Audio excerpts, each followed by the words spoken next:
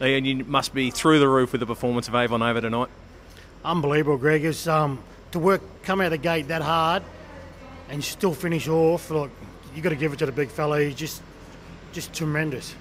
Speaking with Shane, he said he thought at the 400 metre mark he was going okay, but he gave him one on the backside and he just found another gear. Yep. He said when he turned, he goes, "Oh, come on, big fella." He goes, "You got to get home," and he just gave him one, and he said he just dug deep and found another gear, and he was worried about Darren TONTO, but he said he just kicked again. It's a credit to the horse and Shane. He's just over your back shoulder, and he looks pretty bright. The race is only about an hour ago, and he looks pretty well within himself. He's recovered really well. Yeah, he's got his, I call him Blackie. Our other horse next to him is Mice. That's Simon. Blackie and Simon loves him, so yeah, he's fine. He's recovered fine. He's pretty fit. So where will you'll obviously take him home? You'll have an easy couple of days before you get him ready for the Miracle Mile? Yeah, he'll go home. He won't do anything till Thursday. Probably chuck in the paddock till Thursday. Might just do some light work and then step his program back up. He was super impressive winning the Gold Coast Cup. Plugs were still in. You went into the QPC. He was beaten there. But in the back of your mind, has the Miracle Mile always been a thought? Yeah, it kind of has been. I really wanted to win the QPC, but I reckon I made a mistake then. Me and Shane, I reckon I should have hummed the gate.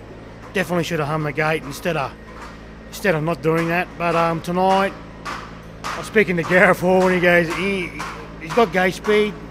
What do you think? And I go, yeah, Gareth, I'm going to launch him tonight.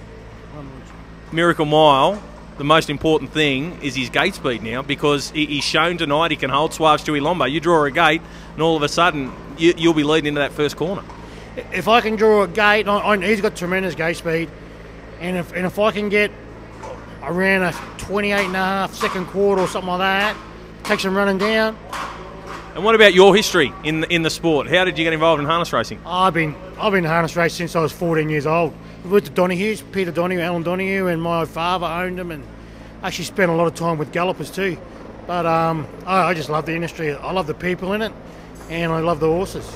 Well, it could be a massive night for you in a few weeks' time, Miracle Mile night. I'm sure just to be part of it's going to be a pretty special event, but if you're able to win it, it would be even better. It'd be unbelievable. If I win it, we'll be partying for a couple of days.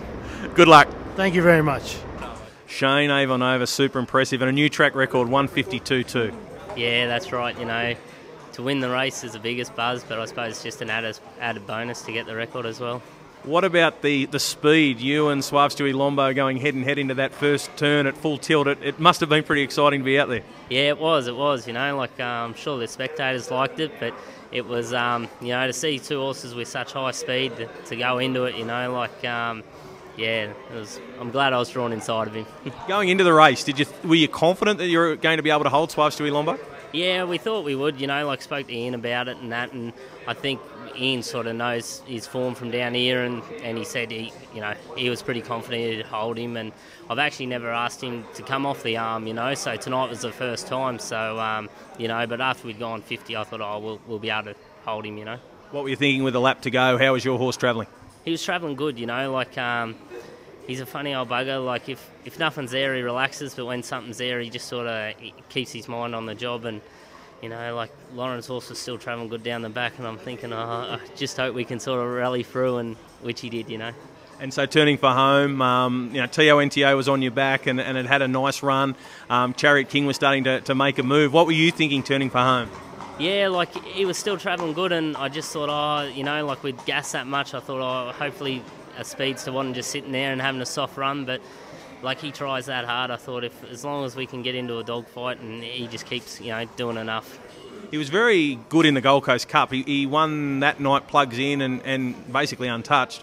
Yeah, that's right. Like, he probably got an easy lead that night, and, you know, some of the better ones were held up, but like you said, he done that real well, and even he's run the QPC, you know, it took for a reason to run him down. So he's just, like, the horse has been flying for that long, you know, it's hard to remember his last bad run.